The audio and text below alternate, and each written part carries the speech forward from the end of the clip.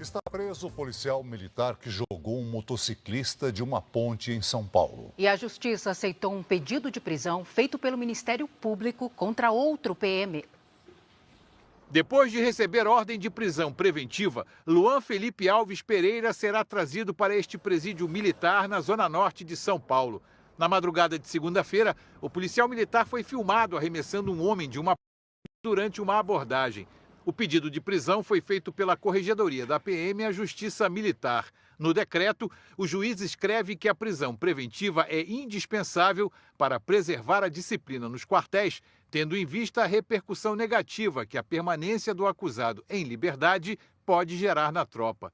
A defesa de Luan Felipe disse que ainda não teve acesso à íntegra da decisão e que a prisão atendeu somente ao clamor popular. Na audiência de custódia, o policial chorou. Outro PM, também envolvido num episódio de violência policial, teve a prisão decretada hoje a pedido do Ministério Público de São Paulo. Vinícius de Lima Brito foi gravado atirando 11 vezes num homem que tentava furtar em um mercado. O MP alegou que ele agiu com brutalidade, já que o homem foi baleado nas costas. Os promotores dizem ainda que, em liberdade, Vinícius poderia influenciar nos testemunhos, principalmente de um funcionário da loja que prestou um depoimento com a mesma versão do policial, de legítima defesa, possivelmente por intimidação. Em 2021, quando tentou entrar pela primeira vez na Polícia Militar, Vinícius foi reprovado no teste psicológico. O laudo afirma que foi verificado que o candidato tem descontrole emocional, aspectos de impulsividade e tendência a agir sem reflexão diante de ações inesperadas. Ele foi aprovado um ano depois em novo concurso. Em visita às obras do metrô, o governador de São Paulo, Tarcísio de Freitas, que confia em quem comanda a segurança pública do Estado. Ele elogiou a corregedoria e defendeu a ampliação do uso de câmeras nas fardas dos agentes. Eu tinha uma visão equivocada, fruto da experiência pretérita que eu tive, que não tem nada a ver com a questão da segurança pública. Hoje eu estou absolutamente convencido que é um instrumento de proteção da sociedade, do policial, e nós vamos não só manter o programa, mas ampliar o programa. Com toda humildade, vendo assim, pô, tem problema, vamos corrigir. Pode ficar em mim. Pessoal, é o seguinte. Obviamente não tem nenhum sentido, não tem nada que eu fale aqui para defender o policial pegar e jogar um abordado ali em cima da ponte. Isso é óbvio que não. Eu não corroboro com isso, acho isso absurdo.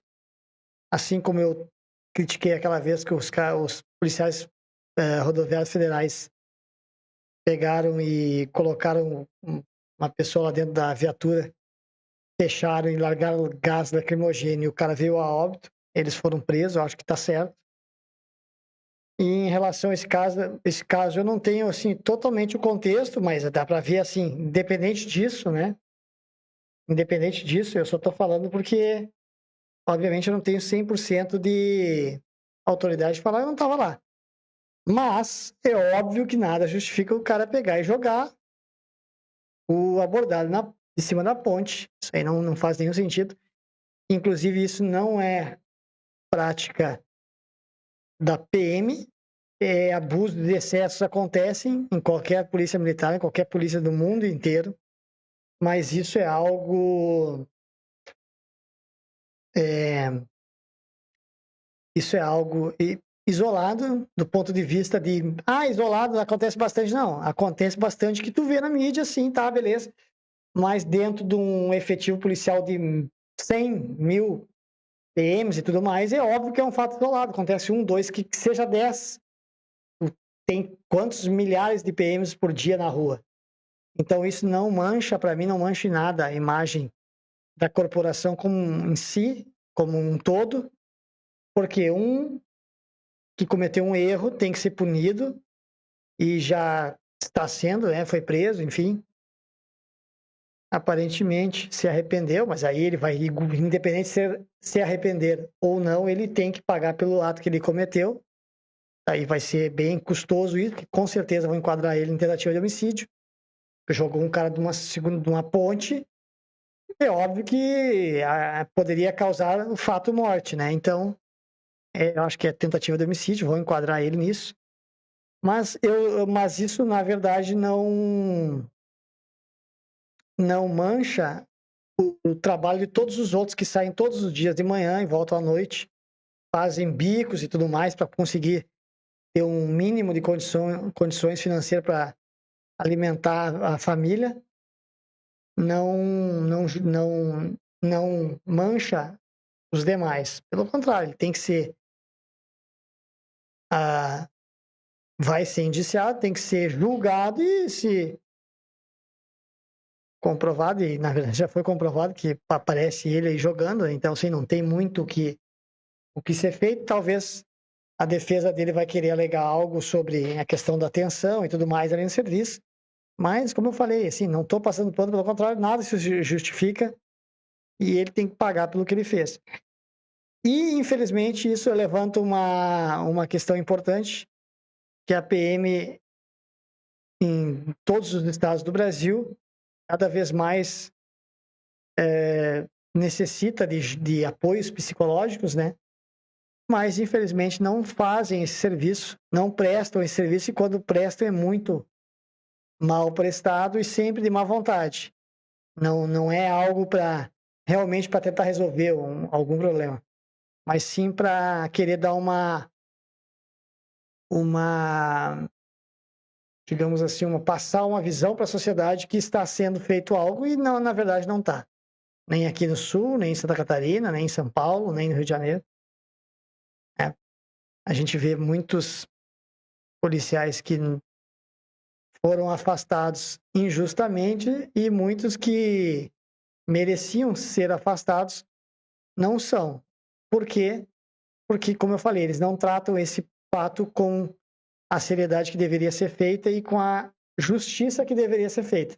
Pelo contrário, pegam quem eles querem para Cristo e quem eles não querem, eles deixam fazer acontecer. Beleza? É isso aí. Bom, é bem simples, não tem muito o que eu inventar aqui, não adianta querer tapar o sol com a peneira dizendo que algo é o que não é. Está errado e não tem justificativa. Mas, e aí a gente vê assim, essa questão acaba deixando em evidência ou acaba minimizando o que realmente interessa, o que realmente é realmente o trabalho primário da polícia, né? É coibir a marginalidade, a criminalidade. Então, eu queria mostrar o contrário disso, que é do cara ali colocando a polícia toda em xeque por uma besteira que ele fez ali, uma bobagem que ele fez, um crime, né, que ele cometeu. E a gente esquece no que realmente tem que ser focado, né, que é isso aqui, que é combate à criminalidade. Pode dividir. Uma guerra contra o Estado declarada. Traficantes fazem questão de esbanjar o poder bélico das facções. Quem tá é a tropa do Lacoste, hein? Tem comando aqui não, filho. O vídeo exibe o poder de fogo da tropa do traficante, o Wallace de Brito Trindade, o Lacoste, um dos chefes do crime no complexo da Serrinha em Madureira, na zona norte do Rio de Janeiro. Quem tá é a tropa do Lacoste, hein? No Rio, traficantes disputam o controle nos morros e exibem armamentos de guerra também em bailes funk. Neste baile, a música dá lugar ao barulho ensurdecedor de uma sequência de tiros com fuzil. Eu não queria me escutar. Eu falei pra você, tá na hora de pular.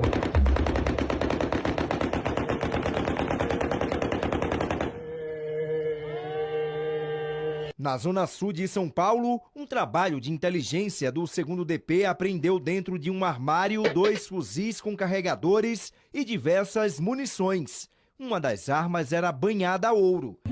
Na mesma região da maior cidade do país, no Jardim Apurá, o bandido saca uma arma e começa a atirar para cima, em clara demonstração da ostentação do crime.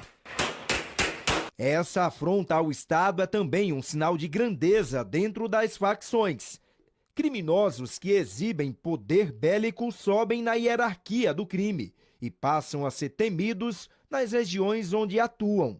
Uma realidade em São Paulo, Rio de Janeiro, em outras cidades do país e até mesmo fora do Brasil. Criminosos ligados aos cartéis mexicanos exibem fuzis banhados a ouro. São facções que se comunicam e se fortalecem no mundo. Um desafio para as forças de segurança. Pode deixar em mim. Pode botar em mim. Infelizmente, o vídeo anterior do policial jogando o cara em cima da ponte acaba tirando o foco do que realmente interessa, que é a polícia combater a criminalidade. Cada vez mais está crescendo no Brasil. Esse vídeo mostra aí marginais e facções expondo o seu poder bélico, né? Dando tiro para cima e tudo mais. E não só no Rio de Janeiro, não só em São Paulo, aqui no Sul também. Infelizmente. Mas assim, o que o Estado está fazendo e o porquê isso está aumentando cada vez mais. Lembrando que o STF proibiu, né, tem uma proibição jurídica do STF, da PM do Rio subir no morro as facções do Rio de Janeiro, desde da pandemia. Isso é absurdo, porque automaticamente o crime vai aumentar muito mais. O monopólio, que já não era do Estado, pelo contrário, das facções, só aumentou. E está fazendo com que o tráfico se espalhe muito mais rápido para as outras regiões, outros estados, inclusive Sul, Nordeste e tudo mais, que já estão tomados pelo tráfico. E o governo cada vez mais incompetente para cuidar dessa questão, porque talvez, não porque não tenha poder, não tenha força para cuidar, tem, mas não querem. E isso é uma conversa muito maior, muito mais ampla, porque talvez quem realmente queira, ou quem realmente teria que cuidar disso, não quer, porque talvez ganhe, de certa forma, com isso, né? Com o tráfico. Deixa eu soltar mais um vídeo aqui, pode dividir a tela aí. Que, como eu mostrei no Rio de Janeiro, São Paulo, a gente vê se refletindo em outros lugares do Brasil. Aquilo ali acho que era São Paulo, né? Isso aqui é Rio. A Polícia Civil divulga, você vai ver agora as imagens que abriu esse programa de criminosos armados em fuga pelo conhecida Rota do Alemão, direto da Penha com ligação com o Alemão. A produção é de Bruno Assunção e reportagem completa de Jackson Silva. Pode rodar. A fuga dos traficantes foi gravada por um drone da polícia. Pelo menos 30 bandidos fortemente armados fugiram por um caminho em uma mata, no alto do Complexo da Penha, zona norte do Rio. Armados com fuzis e com coletes à prova de balas, eles deixaram a região para escapar da mega operação que acontecia no conjunto de favelas. A fuga dos criminosos aconteceu após uma intensa troca de tiros.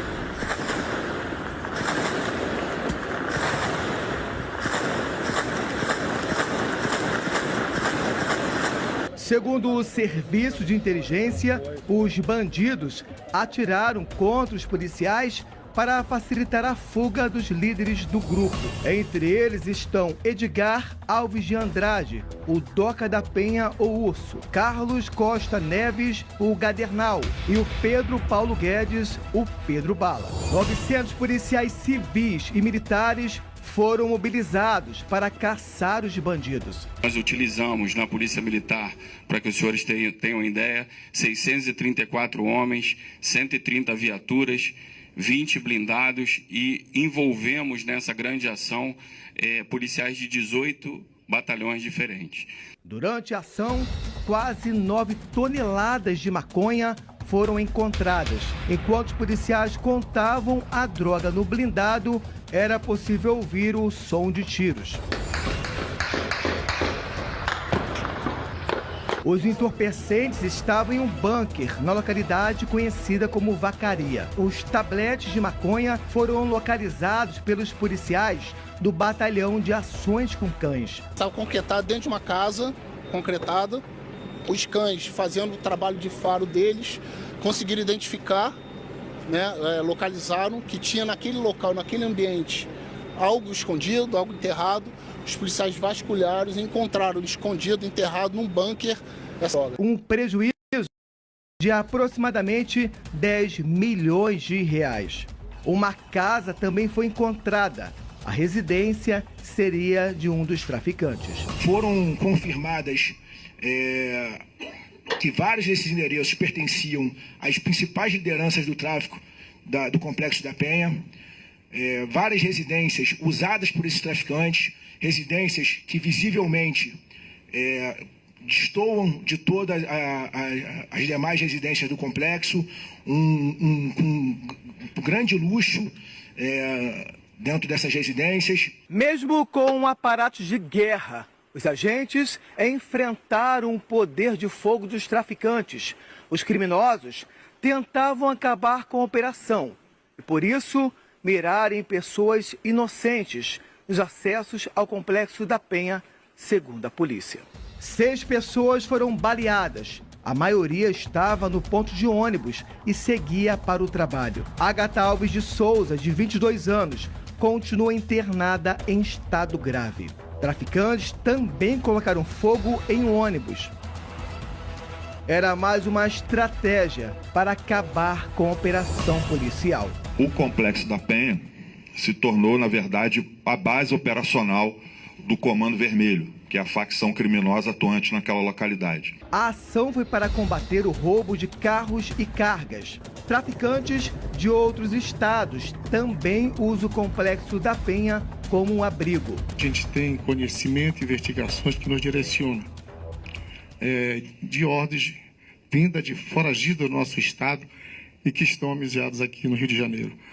Para se ter uma ideia, temos mais de 80 foragidos. O combate ao crime organizado tem sido um desafio para o Estado. Cada ação deles vai ter uma resposta dura do Estado do Rio de Janeiro. Deixa em mim.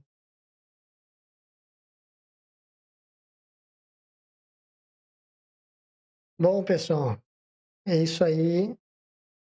É interessante. A gente viu ali na reportagem que milhões, foram encontrados e tudo mais. Casas luxuosas no meio da favela, destoando, obviamente que são de traficantes, os donos ali, os gerentes do morro. E aí a gente tem uma noção, para quem não está ambientalizado a esse meio policial, tem uma noção por que o Estado não acaba com isso. Vocês viram ali que quando a polícia entrou no morro, foi fazer a operação, os bandidos começaram a fugir. Logo, isso mostra o quê? Eles têm medo da polícia, eles não querem o confronto, porque eles têm medo, vai acabar com o comércio deles, e eles não querem isso. E ao mesmo tempo sabem que vai dar ruim para eles. Só que aí a gente pensa, tá, mas por que não intensificam, então, as operações e tudo mais? Por muitos motivos. Não é tão fácil assim, não é tão simples assim também de eu chegar aqui, começar a falar e apontar um exemplo e dizer, não é só por isso. Não, não é só por isso. Tem muita coisa envolvida, falta de efetivo, falta de vontade, falta de disposição do Estado, se gasta muito dinheiro, então assim, falta de dinheiro tem, mas falta de vontade de investir na polícia, e que é um serviço de enxugar gelo, porque o criminoso vai continuar existindo, vai sair um, vai entrar outro. Mas a sensação de segurança seria interessante para todo mundo. Mas eles pensam em fazer uma quadra de futebol ali, os políticos, que eu me refiro, que aí pelo menos vão olhar daqui a 5, 10 anos, vão continuar enxergando que o crime basicamente não dá um fruto imediato para o político. E também falta também um pouco de respaldo, um pouco não, muito respaldo do Estado, o policial fica enxugando gelo com medo de cometer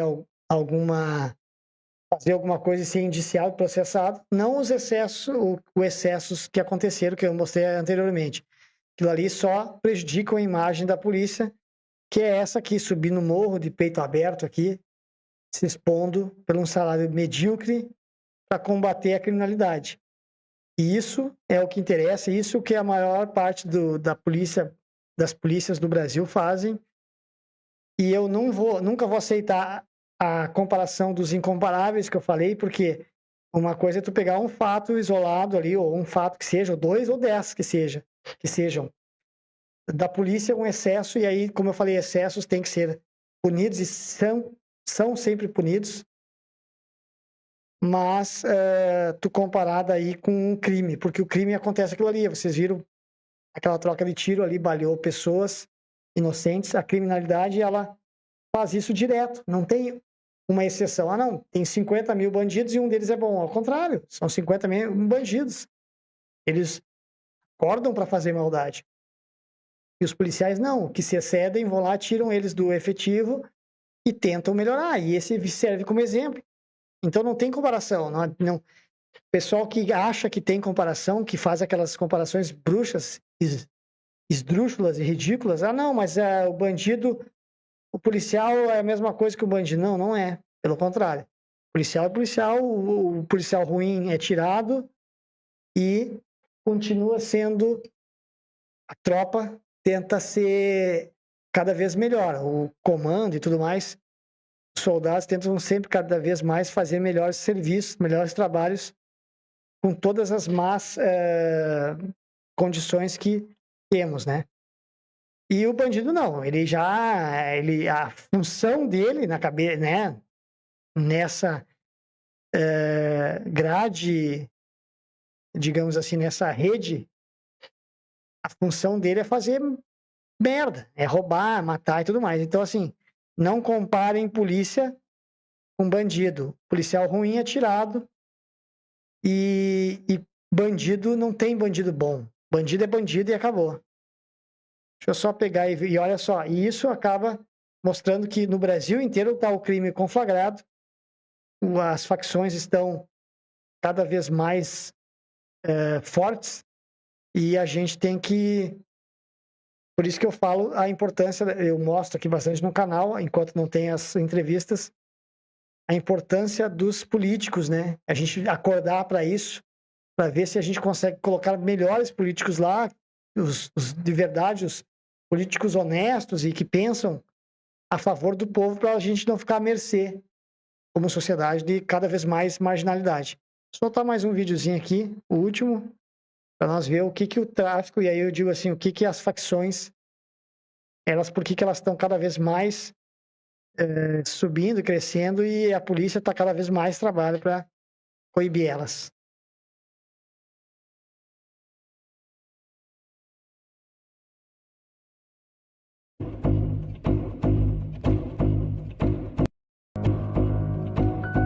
A câmera posicionada do outro lado, pouco depois da 1h da tarde. O branco estacionado em frente a um salão. 2 criminosos descem e entram no local. Na sequência, os tiros. Mais de 30 cápsulas foram encontradas no salão. Um ataque brutal.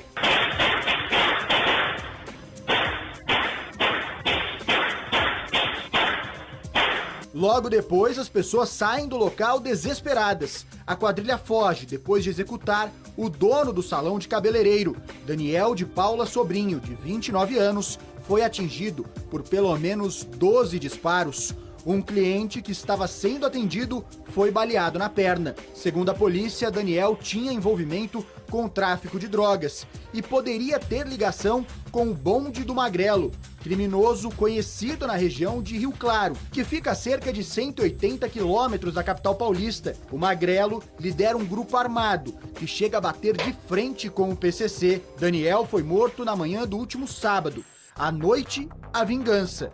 Acompanhe estas imagens. Repare que ao lado do comércio tem um grupo de pessoas em um terreno. Uma moto passa e estaciona. De repente, chega um carro branco. Antes mesmo do veículo parar, os criminosos descem. Começa a correria e ao mesmo tempo os tiros. São vários disparos. Um corre em direção à calçada e é seguido.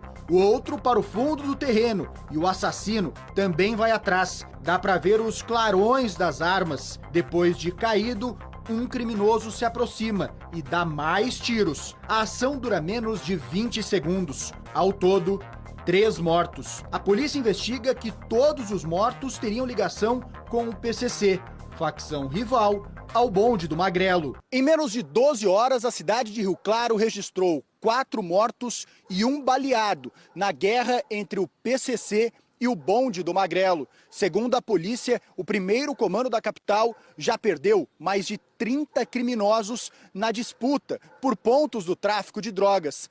A região é disputada em razão de uma posição estratégica que é localizada. Rio Claro fica próximo a 3 importantes rodovias. A rodovia Anhanguera, a dos Bandeirantes e também a Washington Luiz, além de ser um ponto próximo ao abastecimento da cidade de Campinas. Anderson Ricardo de Menezes, o Magrelo, ganhou o apelido de Marcola da oposição, em referência a Marcos Camacho, o chefão do PCC. Magrelo comanda o grupo de traficantes que desencadeou uma guerra sangrenta contra a máfia das drogas no interior paulista. Estas fotos mostram apenas parte do arsenal do grupo criminoso. Magrelo não admite desaforos, seja de outros criminosos do seu grupo ou de pessoas envolvidas com outras organizações criminosas, como o PCC. A consequência de quem ousa contrariar as determinações de Anderson Ricardo é uma só: a morte.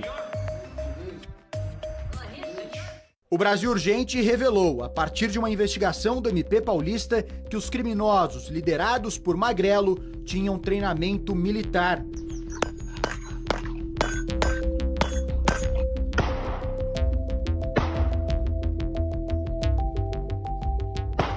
Depois de meses de fuga, Magrelo foi preso em maio do ano passado na cidade de Novo Horizonte, no interior de São Paulo. Ele foi capturado pela Polícia Ambiental. Tentou fugir, mas conseguiu ser capturado. O novo Marcola foi levado à cadeia sob um forte esquema de segurança e até hoje permanece num presídio. No entanto, o grupo, liderado por ele, continua a participar de guerras com o PCC.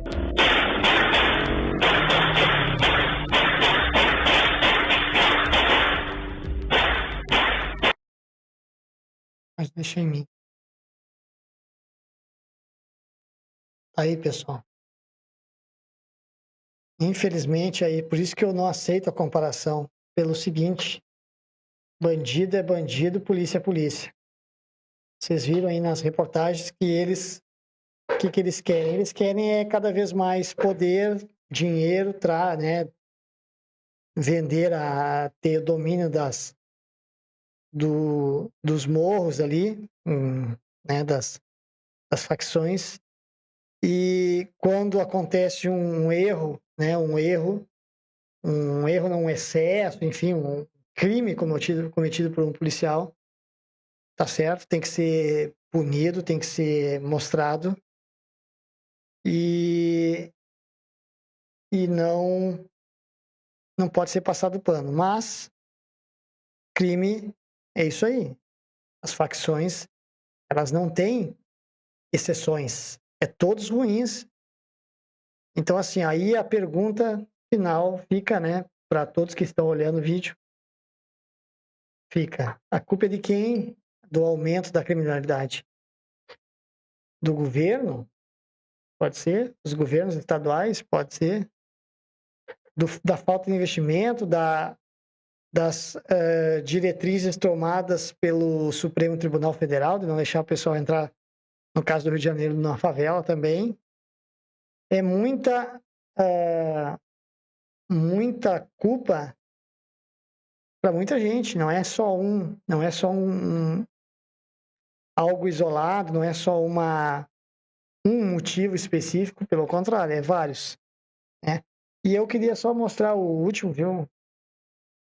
Tinha aqui, que mostra o seguinte, que lá em 2010 aconteceu a mesma coisa quando a polícia entrou no morro, lembra? Para quem lembra das UPPs, isso demonstra o quê? Que se o governo realmente quisesse combater, no meu ponto de vista, conseguiria. Conseguiria porque mostra força quando a polícia entra, e eu já vi isso muito, porque já tive em várias situações assim. Quando a gente entra em algum lugar e eles tremem mesmo. Só que tem que ter investimento, como eu falei, tem que ter viaturas para poder